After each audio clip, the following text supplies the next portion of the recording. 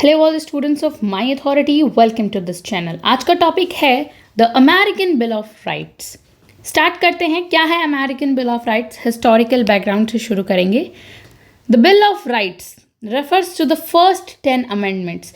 जो यूएस का कॉन्स्टिट्यूशन है उसके 10 अमेंडमेंट्स होते हैं, उसमें 10 संशोधन होते हैं शुरू के। फर्स्ट 10 अमेंडमेंट्स उन्हीं को बिल ऑफ राइट्स कहा जाता है, जो कि यूनाइटेड स्टेट्स की कॉन्स्टिट्यूशन में होते हैं।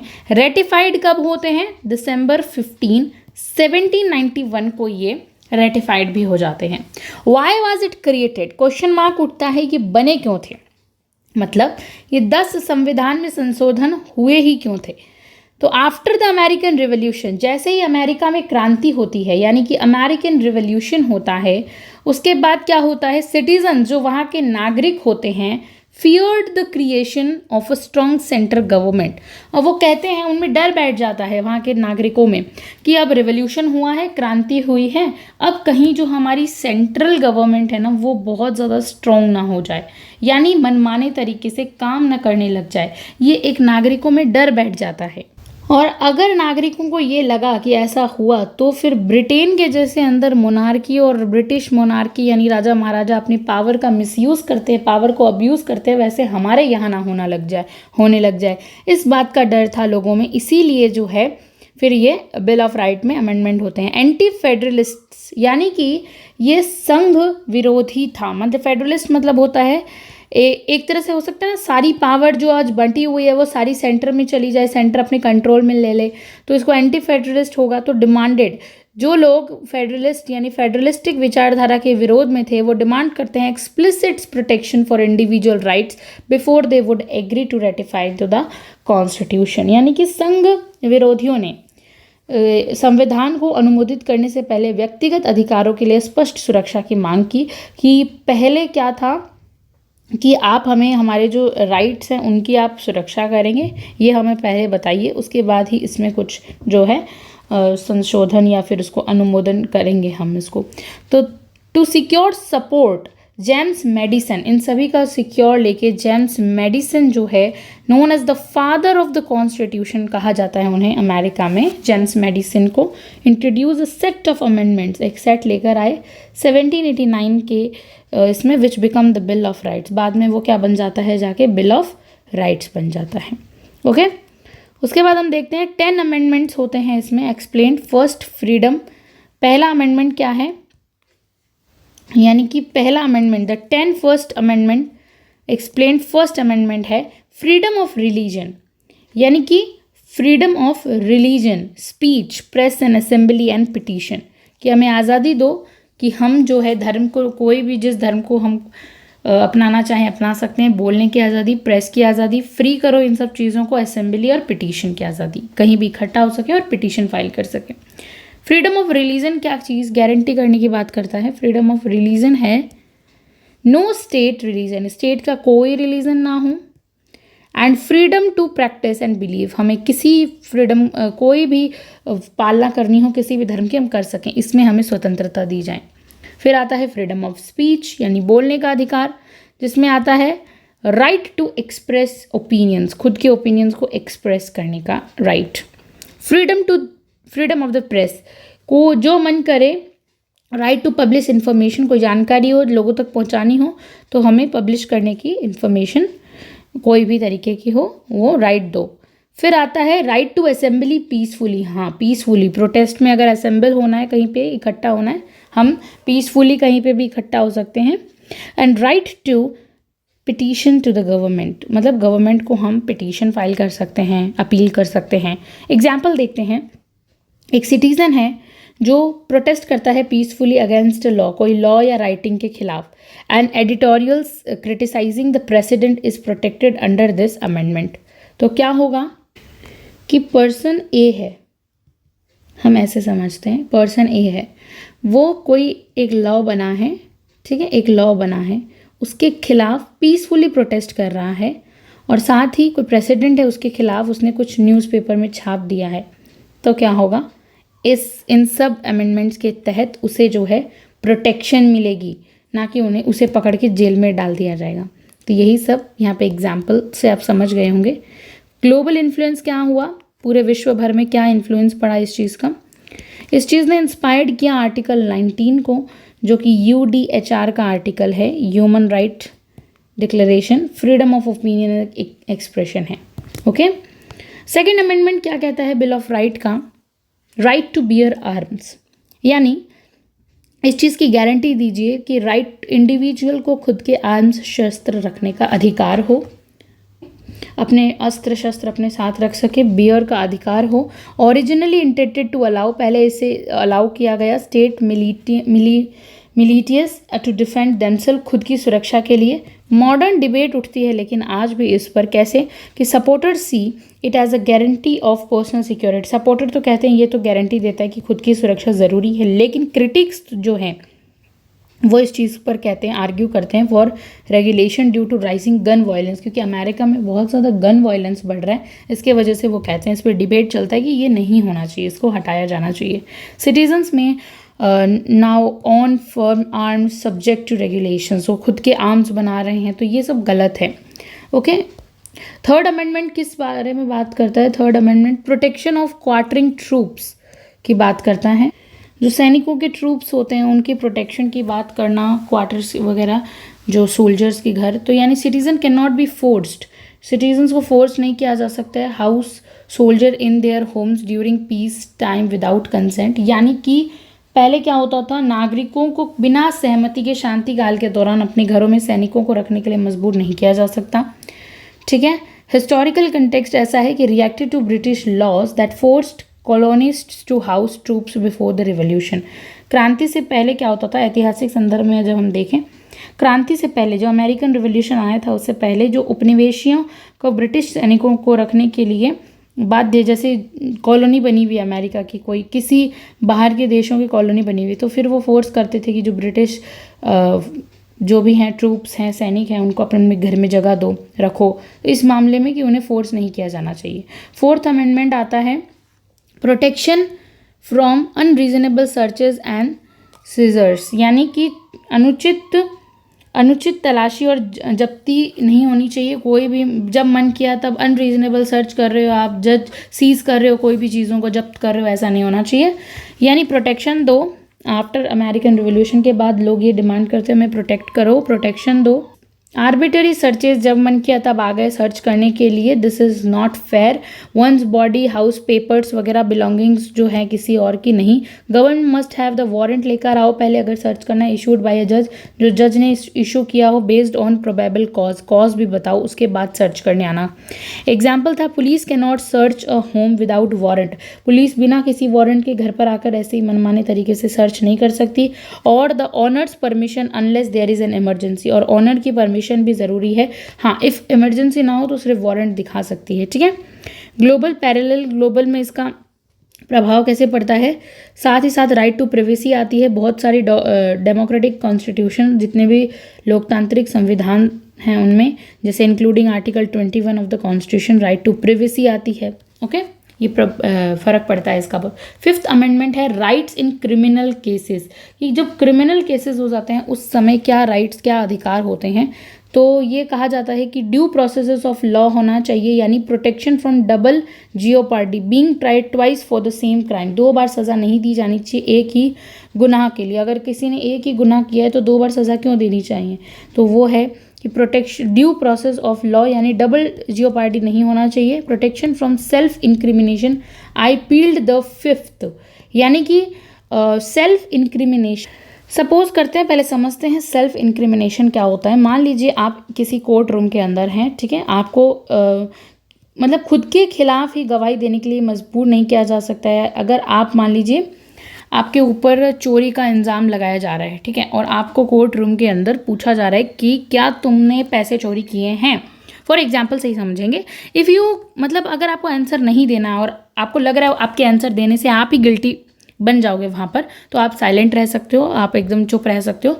आप इस चीज़ को चूज़ करते हो कि आई पील्ड द फिफ्थ, ये एक कोटेशन है जिसके अंदर, जिसकी हेल्प से आप बता सकते हो कि नहीं, आप साइलेंट रहना पसंद करोगे, कोई आंसर नहीं। ये फिफ्थ अमेंडमेंट है अमेरिका का।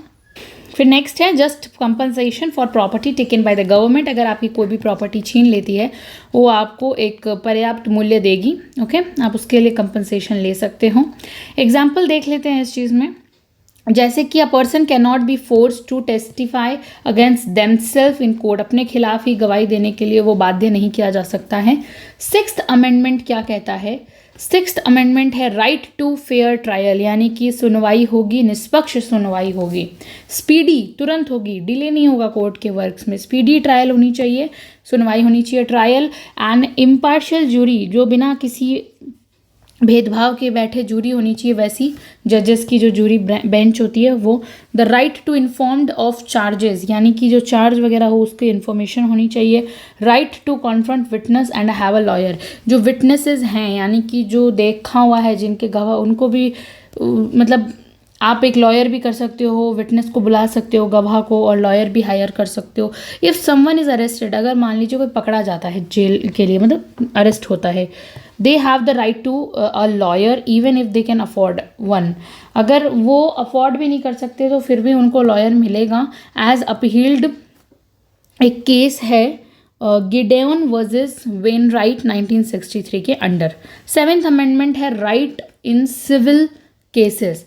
क्या सिविल केसेस में राइट होते हैं? गारंटी करते हैं ये इस चीज़ को, right to jury trial in civil disputes, non criminal cases where the value of controversies exceed amount of originally $20।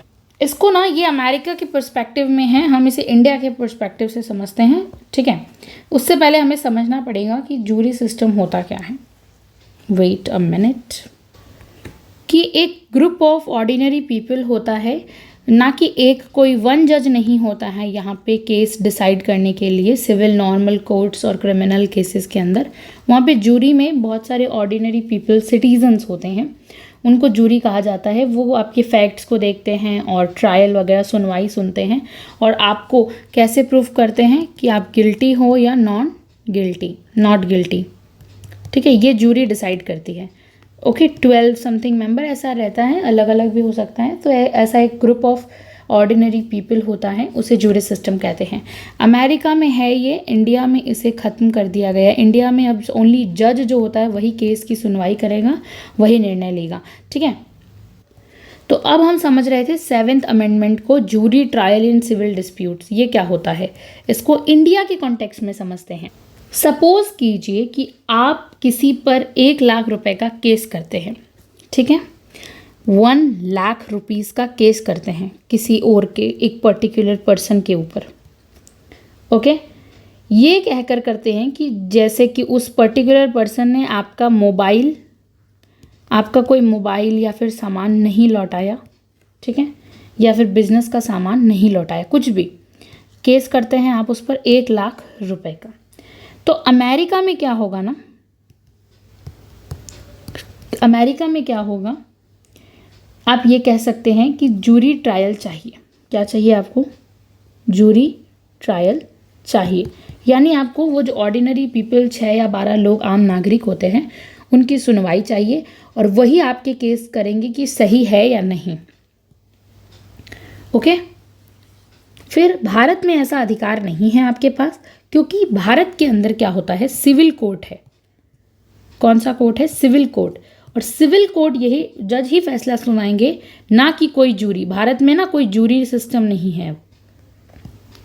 Okay, जो नॉर्मल केस होते हैं, जो कि क्रिमिनल केस नहीं होते हैं, जैसे कि नॉर्मली चोरी डकैती ये सब जो केसेस होते हैं, नहीं, for only the property money से रिलेटेड, ना कि क्रिमिनल, तो इनका जो फाइन आप कह सकते हैं $20 रहता है। और अगर $20 से ऊपर गया तो आप जूरी की डिमांड नहीं, उससे अंडर में आप जूरी की डिमांड कर सकते हैं। If someone sues another person over a contract dispute they can request a jury trial. 8th amendment समझ लेते हैं, protection from cruel and unusual punishments. ऐसी खतरनाक क्रूअल पनिशमेंट मिले आपको तो आप उससे प्रोटेक्ट हो सकते हैं, यानी कि प्रोटेक्शन फ्रॉम एक्सेसिव बेल और फाइन्स आपको अगर ज़्यादा मिल रही है तो उसके अगेंस्ट भी आप जो है कर सकते हैं केस। प्रोहिबिशन अगेंस्ट क्रूअल और अनयूजुअल, जो बिल्कुल सही नहीं है ऐसी punishment, like court can not sentence someone to an inhuman punishment नहीं दे सकता है, लाइक टॉर्चर नहीं कर सकता, डिसप्रपोर्शनेट इम्प्रिजमेंट, बिना कोई वो ऐसी उसकी रेशियो के अकॉर्डिंग, अगर उसकी वैसी सज़ा है उसी के अकॉर्डिंग सज़ा सुना सकता है, ना कि उससे बढ़कर, एक्सेसिव नहीं हो सकता। 9th अमेंडमेंट है rights retained by the people, यानी इसका मतलब है ऐसा नहीं है कि मान लीजिए कुछ सर्टेन राइट्स आपके कॉन्स्टिट्यूशन में मेंशन है तो कोर्ट आपको और बाकी आपके राइट्स डिनाई हो जाएंगे, मना कर दिए जाएंगे कोर्ट से, नहीं। मतलब आपके कुछ ऐसे राइट्स जो कॉन्स्टिट्यूशन नहीं भी है, अगर फिर भी आपके वो राइट्स हैं तो उसको रिस्पेक्ट करनी पड़ेगी वहाँ के कोर्ट को। तो इंटरप्रिटेशंस आता है just because a right is not listed, अगर वो मेंशन नहीं है, like the right to privacy mention नहीं है वहाँ के कॉन्स्टिट्यूशन में, इसका मतलब ये नहीं होता है कि आपके पास वो राइट ही नहीं है। Okay, example, the supreme court use to do this supports right marital privacy, ये केस था वहाँ पे ग्रिट्सवर्ल्ड वर्सेस कंटिकेट का 1965 में, उसके अंदर ये केस था। वहाँ पे पता चला कि नहीं, ऐसे ज़रूरी नहीं है, people have more rights than just ones written in the constitution and the government must respect to, गवर्नमेंट को उसकी रिस्पेक्ट करनी पड़ेगी। 10th अमेंडमेंट क्या है? Power reserved to the state, ये गारंटी करता है power not delegated to the federal government are reserved to the states और टू द पीपल। ऐसी पावर्स जो कि रिजर्व्ड है स्टेट्स के पास, वो फेडरल गवर्नमेंट जो है डेलीगेट नहीं कर सकती है, अपने नीचे वाले स्टर्स में नहीं बांट सकती है। मान लीजिए कोई स्पेसिफिक टॉपिक के ऊपर पावर है, ठीक है, कोई पावर है जो कि नेशनल गवर्नमेंट को नहीं दी गई है कॉन्स्टिट्यूशन के द्वारा, तो उस पर वो फिर डेलीगेट नहीं की जा सकती है, सौंपी नहीं जा सकती है, उस पर वहाँ के लोग ही निर्णय लेंगे, वहाँ के लोग और स्टेट मिलकर निर्णय लेगा। इसका पर्पस था कि फेडरलिज्म को, तो इससे क्या होता है, the protect federalism to limit the central authority, हम सारी पावर सेंटर को नहीं दे सकते, इससे सेंट्रल अथॉरिटी की पावर को लिमिट किया जाता है। Example, education policies largely, education policy को लार्जली कौन डिटरमाइन करते हैं? इंडिविजुअल लोग, वहाँ के खुद के स्टेट्स के इंडिविजुअल लोग करते हैं, नॉट द फेडरल गवर्नमेंट, यानी सेंट्रल गवर्नमेंट नहीं करती है। Significance of the bill of rights के कुछ इंपॉर्टेंट सिग्निफिकेंस देखते हैं, इंपॉर्टेंस समझते हैं। Foundation of liberty, civil liberty की फाउंडेशन रखता है, यानी act as the bedrock of the American democracy, जो अमेरिकन डेमोक्रेसी है उसकी बेड रॉक तैयार करता है, नींव रखता है। प्रोटेक्ट्स इंडिविजुअल, लोगों को प्रोटेक्ट करना, राइट अगेंस्ट गवर्नमेंटल अब्यूज़, यानी अगर गवर्नमेंट के साथ कुछ राइट्स, हमारी गवर्नमेंट अब्यूज़ कर रहे हैं हमारे राइट्स को, तो फिर वो गवर्नमेंट के अगेंस्ट हमें प्रोटेक्ट करेगा। Influence on global human rights document, यानी जो ग्लोबल ह्यूमन राइट डॉक्यूमेंट है उस पर प्रभाव पड़ता है, जैसे universal declaration of human right 1948, European convention of human right 1950, Indian constitution fundamental right पर भी प्रभाव बहुत देखने को मिलता है। जुडिशियल इंटरप्रिटेशन, व्याख्या होती है, जुडिशरी करती है। Over centuries courts, specially the US supreme court, जो यूएस की सुप्रीम कोर्ट है, हैव एक्सपेंडेड, बड़ी है, क्लैरिफाइड हुई है, दीज राइट्स को और क्लैरिफाई किया है। लैंडमार्क केसेस 2 हैं, brown versus board of education 1954, जिसमें रेशियल इक्वालिटी की बात की गई थी। दैन मिरांडा वर्सेस अरिजोना 1966, जिसमें राइट टू रिमेन साइलेंट की बात की गई है। कंक्लूजन देखते हैं, the American bill of right is more than a legal document, ये लीगल डॉक्यूमेंट से एक बहुत ज़्यादा है। It's a symbol of liberty, dignity, गरिमा, ये इनिएबल राइट्स है जो हमसे कोई छीन नहीं सकता है इंडिविजुअल से। It limited the government power and guarantee freedom of thought, justice and protection की बात करता है। इन्फ्लुएंसिंग डेमोक्रेसी को और मजबूत बनाता है, वर्ल्ड वाइड फेमस करता है अमेरिका के democracy. Even today the 10 amendment, जो ये इंपॉर्टेंट 10 अमेंडमेंट है, ये कंटिन्यू इवॉल्व हो रहे हैं और बदल रहे हैं, प्रोटेक्ट कर रहे हैं सिटीजन्स को in the face of new societal changes, जैसे समाज में चेंज आते हैं उसके according. So thank you so much for watching this video of American bill of rights.